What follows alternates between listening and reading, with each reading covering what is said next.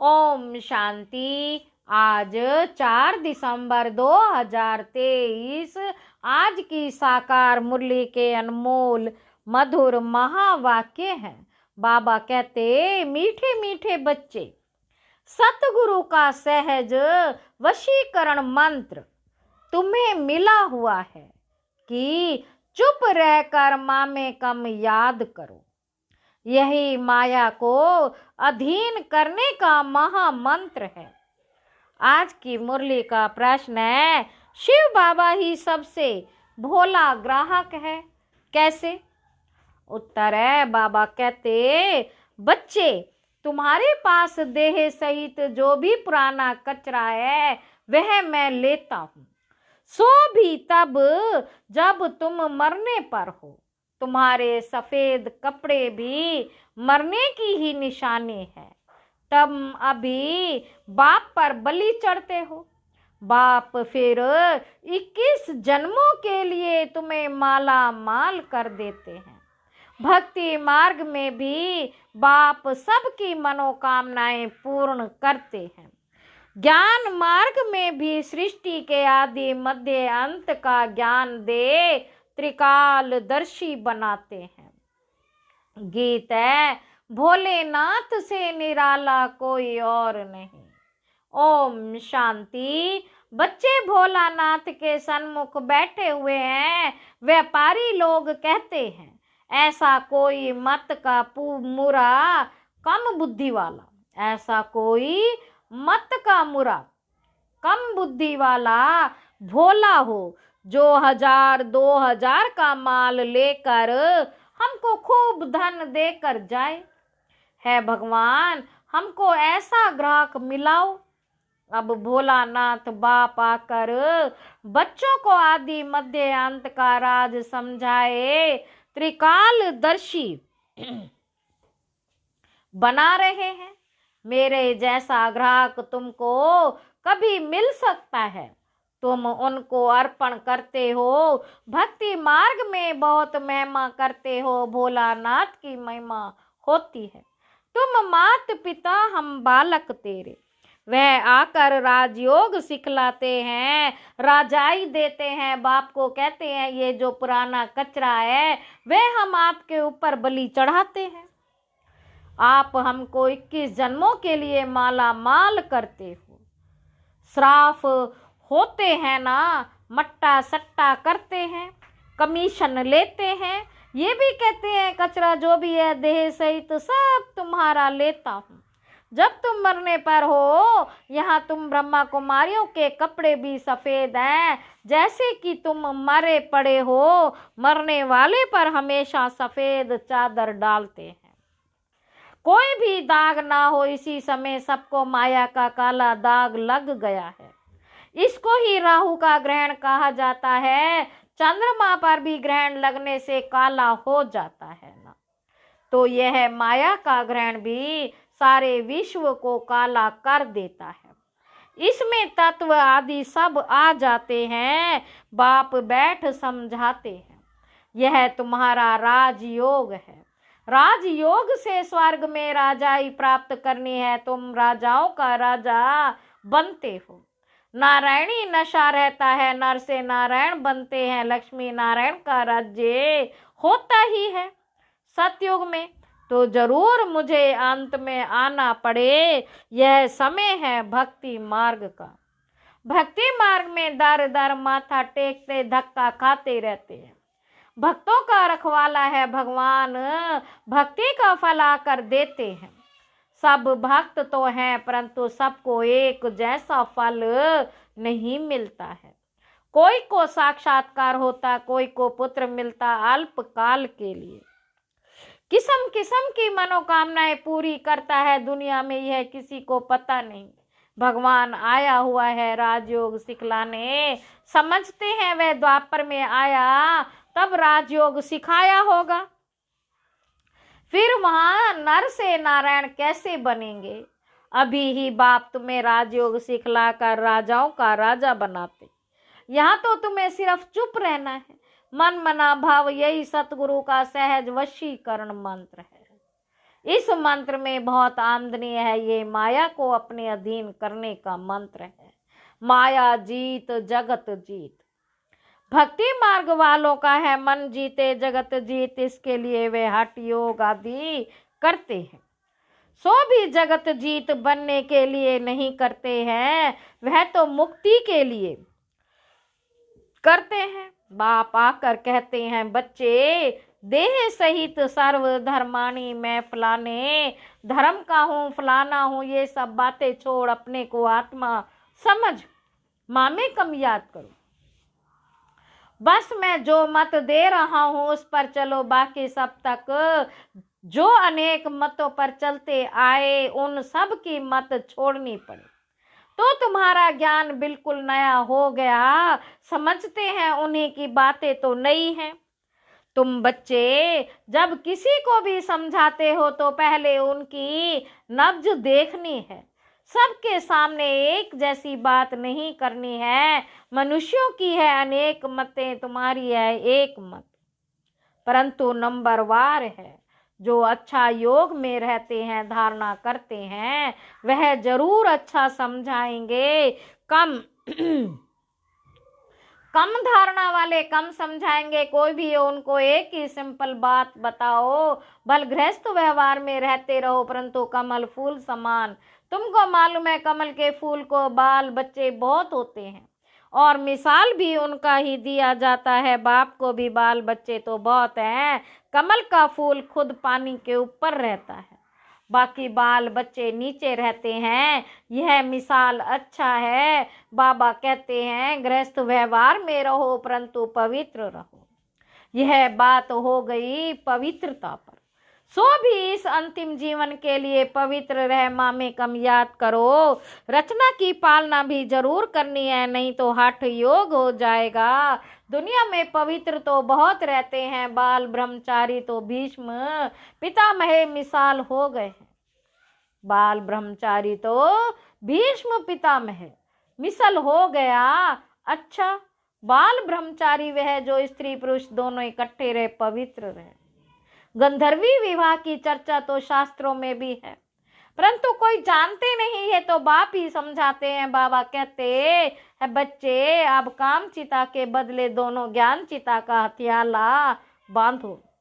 कैसा अच्छा काम तुम ब्राह्मण करते हो, प्रतिज्ञा करनी है पवित्र रहने की। एक दो को सावधान करते तुम दोनों स्वर्ग में चले जाएंगे। यहाँ तुम इकट्ठे पवित्र रहकर दिखाते हो, इसलिए तुम बड़ा ऊंच पद ले सकते हो।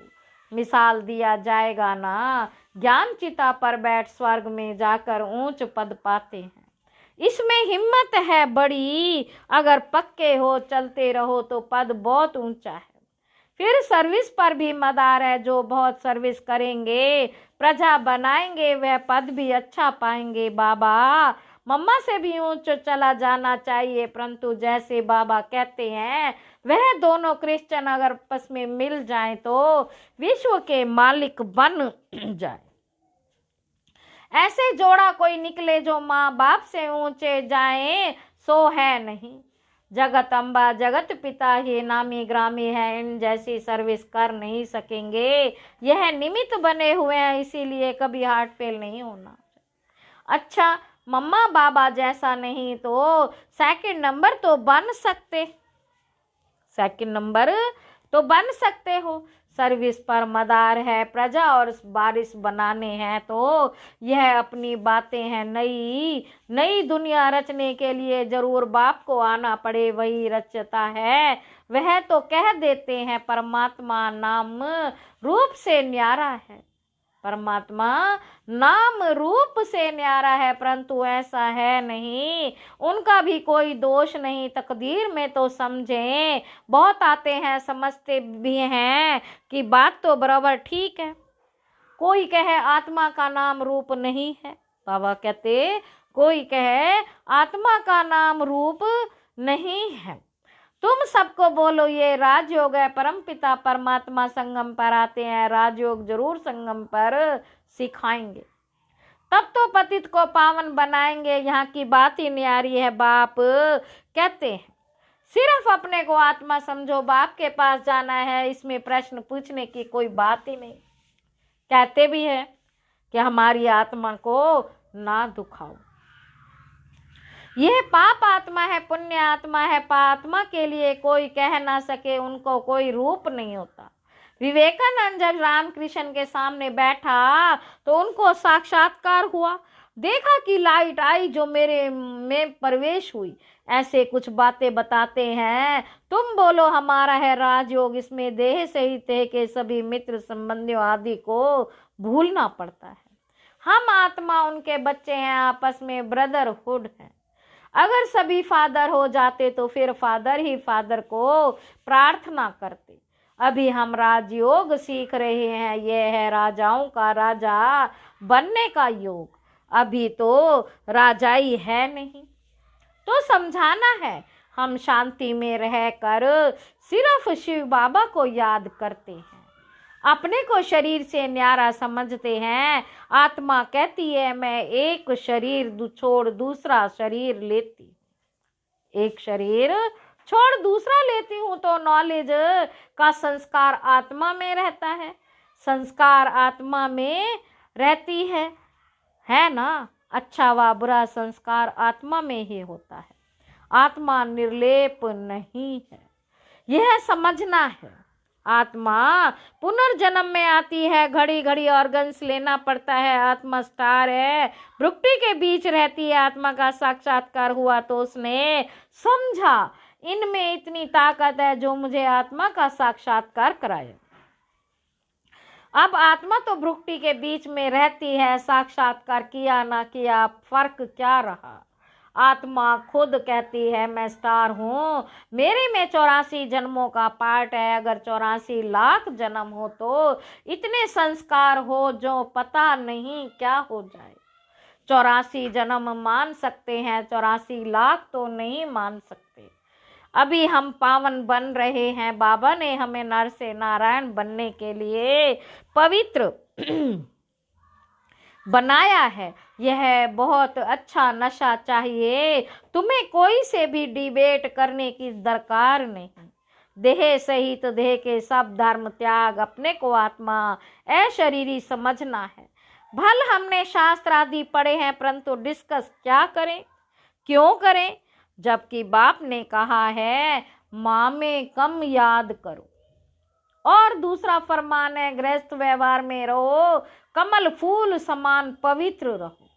योग अग्नि से ही पाप नाश होंगे। भगवान वाच है, भगवान भी परम आत्मा है, उनको भी स्टार कहेंगे। बहुत पॉइंट्स हैं, एक समय नहीं निकल सकती असामी। देख युक्ति से उठाना है। बोलो हम भी शास्त्र पढ़ते हैं, परंतु बाप का फरमान है कि सभी को भूल माँ में कम याद करो। वह है निराकार। आत्मा को तो सब मानेंगे, विवेकानंद वाले भी मानेंगे। आत्मा तो सभी में है, जरूर उनका बाप होगा ना, जिसको परम पिता परमात्मा कहा जाता है। यह सब पॉइंट्स हैं ना, यह सिमरण करने से सदैव पॉइंट्स मिलती रहेगी, स्टीमर भरता रहेगा। यह भी जैसे अविनाशी ज्ञान रत्नों का वखर सामग्री भरता है।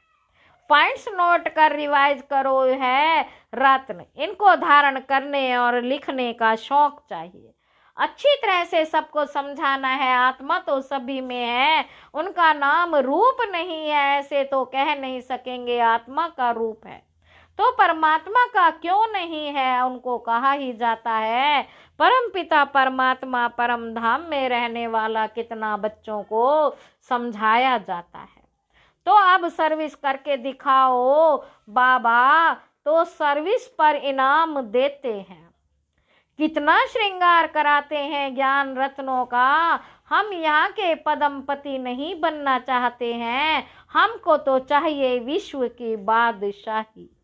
अच्छा, मीठे मीठे सिक्की लधे बच्चों प्रति माता पिता बाप दादा का याद प्यार और गुड मॉर्निंग। रूहानी बाप की रूहानी बच्चों को नमस्ते। हम रूहानी बच्चों की रूहानी बाप दादा को याद प्यार और गुड मॉर्निंग। नमस्ते बाबा, नमस्ते, शुक्रिया बाबा, शुक्रिया। धारणा के लिए मुख्य सार पहला पॉइंट है ज्ञान रत्न जो मिलते हैं उन पर विचार सागर मंथन कर स्वयं में धारण करना है। ज्ञान रत्नों से सदा भरपूर रहना है। दूसरा पॉइंट है अपने नारायणी नशे में रहना है। वाहियात बातें किसी से भी नहीं करनी। अशरीरी बनने का अभ्यास करना है। वरदान है दुआ और दवा दोनों द्वारा तन मन की बीमारी से मुक्त रहने वाले सदा संतुष्ट आत्मा भव। कभी शरीर बीमार भी हो तो शरीर की बीमारी से मन डिस्टर्ब ना हो। सदैव खुशी में नाचते रहो तो शरीर भी ठीक हो जाएगा। मन की खुशी से शरीर को चलाओ तो दोनों एक्सरसाइज हो जाएंगी। खुशी है दुआ और एक्सरसाइज है दवाई। तो दुआ और दवा दोनों से तन मन धन की बीमारी से मुक्त हो जाएंगे। खुशी से दर्द भी भूल जाएगा। सदा तन मन से संतुष्ट रहना है। तो ज्यादा सोचो नहीं। अधिक सोचने से टाइम वेस्ट होता है और खुशी गायब हो जाती है। स्लोगन है विस्तार में भी सार को देखने का अभ्यास करो तो स्थिति सदा एक रस रहेगी। मातेश्वरी जी के मधुर महावाक्य है। परमात्मा की सदगति करने की गत मत परमात्मा ही जानता है। तुम्हारी गत मत तुम ही जानो। अब ये महिमा किसकी यादगार में गाते हैं? क्योंकि परमात्मा की सदगति करने की जो मत है वो तो परमात्मा ही जानता है, मनुष्य नहीं जान सकता। मनुष्य की सिर्फ यह इच्छा रहती कि हमको सदा के लिए सुख चाहिए, मगर वो सुख कैसे मिले जब तक मनुष्य अपने 5 विकारों को भस्म कर कर्म अकर्म नहीं बनाए, तब तक वो सुख मिल नहीं सकता। क्योंकि कर्म अकर्म विकर्म की गति बहुत गहन है, जिसको सिवाय परमात्मा के और कोई मनुष्य आत्मा उसकी गति को नहीं जान सकता। अब जब तक परमात्मा ने वो गति नहीं सुनाई है तब तक मनुष्यों को जीवन मुक्ति प्राप्त नहीं हो सकती। इसलिए मनुष्य कहते हैं तेरी गत मत तुम ही जानो। इनकी गति सदगति करने की मत वो परमात्मा के पास है। कैसे कर्मों को अकर्म बनाना है ये शिक्षा देना परमात्मा का काम है। बाकी मनुष्यों को तो यह ज्ञान नहीं, जिस कारण वो उल्टा कार्य करते रहते हैं। अब मनुष्य का पहला फर्ज है अपने कर्मों को सुधारना, तभी मनुष्य जीवन का पूरा पूरा लाभ उठा सकेंगे। अच्छा, ओम शांति।